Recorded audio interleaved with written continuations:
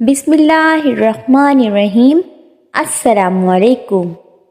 حضرت سلیمان علیہ السلام حضرت داؤد علیہ السلام کے بیٹے تھے، جبکہ یہ دونوں پیغمبر حضرت ابراہیم علیہ السلام کی اولاد میں سے ہیں۔ یہودی اور عیسائی حضرت سلیمان علیہ السلام کو پیغمبر نہیں مانتے، بلکہ صرف ایک بادشاہ مانتے ہیں۔ قرآن میں یہ صاف طور پر بیان کیا گیا ہے کہ وہ اللہ تعالیٰ کے پیغمبر تھے۔ سورۃ النساء کی آیت 163 ترجمہ: یقیناً ہم نے آپ کی طرف اسی طرح وحی کی ہے جیسے کہ نوح علیہ السلام اور ان کے بعد آنے والے نبیوں کی طرف کی۔ ہم نے وحی کی ابراہیم اور اسماعیل اور اسحاق اور یعقوب اور ان کی اولاد پر، اور عیسیٰ اور ایوب اور یونس اور ہارون اور سلیمان کی طرف، اور ہم نے داؤد علیہ السلام کو زبور عطا فرمائی۔ ویڈیو آگے بڑھانے سے پہلے اگر آپ نے میرے چینل کو سبسکرائب نہیں کیا ہے تو اس کو سبسکرائب کر لیجئے اور بیل نوٹیفیکیشن کو بھی پریس کر دیجئے تاکہ آپ کو میری ویڈیو ٹائم پر مل جائے۔ آئیے ویڈیو سٹارٹ کرتے ہیں۔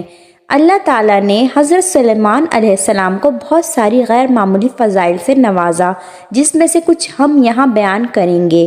اپنے والد حضرت داؤد علیہ السلام کی طرح آپ بھی جانوروں اور پرندوں کی بولیاں سمجھ لیتے تھے۔ سورہ نمل کی آیت نمبر 15 سے 16 ترجمہ: آپ نے یقیناً داؤد علیہ السلام اور سلیمان علیہ السلام کو علم دے رکھا تھا، اور دونوں نے کہا تعریف اس اللہ کے لیے جس نے ہمیں اپنے بہت سے ایماندار بندوں پر فضیلت عطا فرمائی۔ اور داؤد علیہ السلام کے وارث سلیمان علیہ السلام ہوئے اور کہنے لگے لوگوں ہمیں پرندوں کی بولی سکھائی گئی ہے اور ہمیں ہر طرح کی چیزیں عطا کی گئی ہیں، بے شک یہی ہے اللہ کا نمایاں فضل۔ نمبر 2 خصوصیات: ہواؤں کو اللہ تعالیٰ نے حضرت سلیمان علیہ السلام کے تابع کر دیا تھا۔ سورۃ الانبیاء کی آیت نمبر 81 ترجمہ: ہم نے تند و تیز ہوا کو سلیمان علیہ السلام کے تابع کر دیا، جو اس کے فرمان کے مطابق اس زمین کی طرف چلتی تھی جہاں ہم نے برکت دے رکھی تھی۔ یہاں پر قرآن پاک نے 3 چیزیں بتائی ہیں۔ ہواؤں پر آپ کو مکمل اختیار تھا۔ نمبر 2، بہت تیز ہوائیں بھی آپ کے لیے بہت ہی آرام دہ اور پرسکون رفتار سے چلتی، اور نمبر 3، آرام دہ رفتار کے باوجود ہواؤں کے ذریعے وہ مہینوں کا سفر ایک دن میں طے کر لیا کرتے تھے، اسی طرح ایک مہینے کا سفر صرف ایک شام میں طے کر لیا کرتے تھے۔ حضرت سلیمان علیہ السلام کو عظیم الشان عمارات اور بڑے بڑے قلعے بنانے کا بہت شوق تھا۔ اللہ نے ان کے لیے پگھلے ہوئے تانبے کے چشمے نکال کر عمارات بنانے کا عمل آسان کر دیا۔ حضرت سلیمان علیہ السلام کی حکومت کی 4تھی خصوصیت یہ تھی کہ اللہ تعالیٰ نے تمام جانوروں، پرندوں اور جنوں کو ان کے قبضے میں دے رکھا تھا، کیونکہ سلیمان علیہ السلام نے اللہ سے دعا کی تھی کہ انہیں ایسی حکومت دی جائے کہ اس کے بعد ایسی حکومت کسی کو نہ ملے۔ سورۃ سواد کی آیت نمبر 35 حضرت سلیمان علیہ السلام نے کہا اے میرے رب، تو مجھے معاف کر دے اور مجھے ایسی بادشاہت دے جو میرے بعد کسی کو سزاوار نہ ہو، بے شک تو ہی عطا کرنے والا ہے۔ اللہ تعالیٰ نے ان کی دعا قبول فرمائی۔ جنات حضرت سلیمان علیہ السلام کے لیے ہر قسم کے کام کر دیا کرتے تھے۔ سورۃ سبا آیت نمبر 13 ترجمہ: جو کچھ سلیمان چاہے وہ جنات تیار کر دیتے، مثلاً قلعے اور مجسمے اور حوضوں کے برابر لگن اور چولہوں پر جمی ہوئی مضبوط دیگیں۔ حضرت سلیمان علیہ السلام نے ایک اہم کام جنوں کو سپرد کر دیا، وہ یہ کہ مسجد الاقصیٰ کی تعمیر کریں، جو بہت عظیم الشان اور وسیع و عریض عمارت ہے۔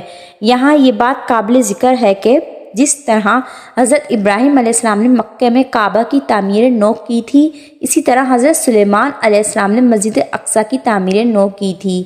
اس واقعے میں بہت سی ہدایات ہیں، مثلاً یہ کہ حضرت سلیمان علیہ السلام جن کو ایسی بے مثل حکومت و سلطنت حاصل تھی کہ صرف ساری دنیا پر ہی نہیں بلکہ جنات اور طیور اور ہوا پر بھی ان کی حکومت تھی، مگر ان سب سامانوں کے باوجود موت سے ان کو نجات نہ تھی، اور یہ کہ موت تو مقررہ وقت پر آنی تھی۔ بیت المقدس کی تعمیر جو حضرت داؤد علیہ السلام نے شروع کی، پھر حضرت سلیمان علیہ السلام نے اس کی تکمیل فرمائی۔ اس میں کچھ کام تعمیر کا باقی تھا، اور یہ تعمیر کا کام جنات کے سپرد تھا جن کی طبیعت میں سرکشی غالب تھی۔ حضرت سلیمان علیہ السلام کے خوف سے جنات کام کرتے تھے، ان کی وفات کا جنات کو علم ہو جائے تو فوراً کام چھوڑ بیٹھیں اور تعمیر رہ جائے۔ اس کا انتظام حضرت سلیمان علیہ السلام نے باذن ربانی یہ کیا کہ جب موت کا وقت آیا تو موت کی تیاری کر کے اپنی محراب میں داخل ہو گئے، جو شفاف شیشے سے بنی ہوئی تھی۔ باہر سے اندر کی سب چیزیں نظر آتی تھیں اور اپنے معمول کے مطابق عبادت کے لیے ایک سہارا لے کر کھڑے ہو گئے کہ روح پرواز کرنے کے بعد بھی جسم اس عصا کے سہارے اپنی جگہ جمع رہے۔